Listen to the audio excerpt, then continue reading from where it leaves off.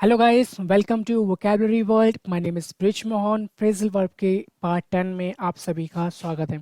अगर आपने पार्ट 1 से लेके पार्ट 9 तक नहीं देखे हैं तो आप चैनल की प्लेलिस्ट में जाके उन सभी पार्टों को देख सकते हैं। पार्ट 10 में हम be taken aback, be up for, beer up, bear with और बीट अप के बारे में सीखेंगे। तो चलिए दोस्तों, बिना किसी देरी के वीडियो को शुरू करते हैं। पर उससे पहले अगर अभी तक आपने चैनल को सब्सक्राइब नहीं किया है तो आप सभी से रिक्वेस्ट है, प्लीज़ चैनल को सब्सक्राइब करें, साथ ही साथ घंटे के बेल आइकन को भी दबाएं ताकि मेरे आने वाली हर वीडियो का नोटिफिकेशन आपको सबसे पहले मिल सके। तो चलिए दोस्तों, बिना किसी देरी के वीडियो को शुरू करते हैं। तो आज का जो हमारा पहला फ्रेजल वर्ब है वो है be taken aback. Be taken aback का जो इंग्लिश में मतलब होता है वो होता है टू बी सरप्राइज्ड, यानी कि चौंक जाना या भौचक के रह जाना। तो चलिए एग्जांपल ले लेते हैं। जैसे मैं जब उसके भाई से मिला तो मैं चौंक गया क्योंकि उसके सर के काफ़ी बाल उड़ चुके थे। यानी कि जब मैं उसके भाई से मिला तो उसके सर के जो कई सारे बाल थे वो उड़ चुके थे। तो इसे हम इंग्लिश में बनाएंगे, When I met his brother, I was taken aback because he had lost most of his hairs. Because he had lost most of his hairs. तो चलिए एक और एग्जांपल ले लेते हैं। जैसे जब शीला काफ़ी लंबे समय के बाद अपने स्कूल गई तो वह चौंक गई थी क्योंकि उसका स्कूल एक खूबसूरत इमारत में बदल गया था। यानी कि काफ़ी समय के बाद शीला अपने स्कूल स्कूल गई और स्कूल को देख के वो बहुत ज़्यादा चौंक गई क्योंकि जो उसकी बिल्डिंग थी वो स्कूल से एक खूबसूरत इमारत में बदल गई। तो चलिए यहाँ पे हम बी टेकन बैक का प्रयोग करके इस सेंटेंस को इंग्लिश में बोलेंगे। जैसे When Sheila went to her school after a very long time, she was taken aback because her old school was turned into a beautiful building. Because her old school was turned into a beautiful building. क्योंकि उसका जो पुराना school था वो एक खूबसूरत इमारत में बदल गया था। तो चलिए सेकंड फ्रेजल वर्ब की ओर बढ़ते हैं जो कि है be up for. Be up for का मतलब होता है विलिंग टू पार्टिसिपेट और इंटरेस्टेड इन समथिंग, यानी कि किसी चीज़ में रुचि लेना या किसी चीज़ में इंटरेस्टेड होना। तो चलिए एग्जांपल ले लेते हैं। जैसे क्या तुम पहाड़ों की ट्रिप के लिए रुचिकर हो, यानी कि क्या तुम्हें रुचि है कि तुम पहाड़ों की ट्रिप पर जाना चाहते हो। तो यहाँ पे इसे आप इंग्लिश में बोलोगे, are you up for a trip to mountain.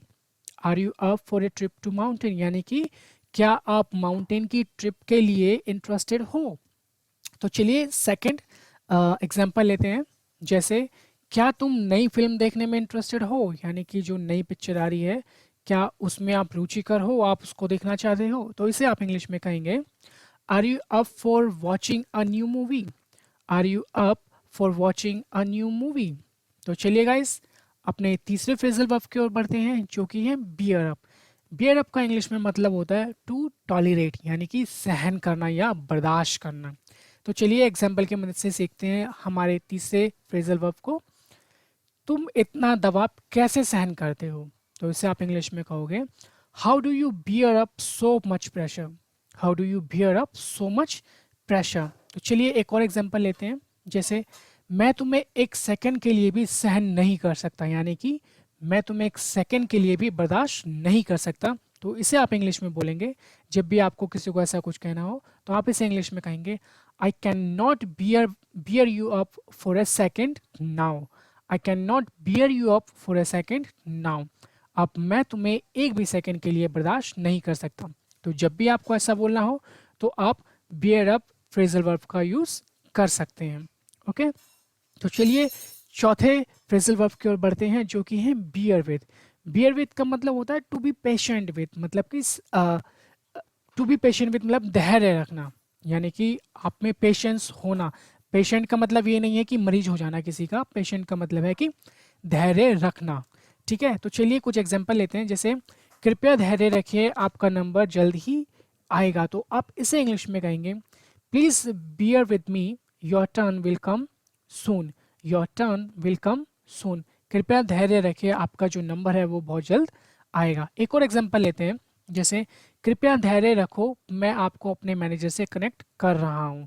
ठीक है, तो आप इसे इंग्लिश में कहेंगे, please bear with me, I am connecting you with my manager. Please bear with me, I am connecting you with my manager. तो चलिए चौथे फ्रेजल वर्ब की ओर बढ़ते हैं जो कि है बीट अप। सो गाइस जो बीट अप है, बीट अप का मतलब होता है टू बीट बैडली, यानी कि किसी को बहुत बुरी तरीके से पीटना। तो चलिए एग्जांपल ले लेते हैं। जैसे दो लुटेरे पब्लिक के द्वारा बुरी तरह पीटे जा रहे थे, यानी कि जो दो लुटेरे हैं पब्लिक उनको बहुत बुरी तरीके से पीट रही थी। तो आप इसे इंग्लिश में बोलोगे two thugs were being beaten up by the public. Two thugs were being beaten up by the public. Thugs का मतलब ही लुटेरे होते हैं और मगर का मतलब भी लुटेरे होते हैं। ठीक है, तो चलिए एक और एग्जांपल ले लेते हैं। जैसे डेरेक को उसके पिता ने काम करने से मना करने पर बुरी तरीके से पीटा, यानी कि डेरेक के पिता ने उसको कोई काम दिया करने को, लेकिन डेरेक ने वो काम नहीं करा, तो उसके पिता ने उसको पीटा।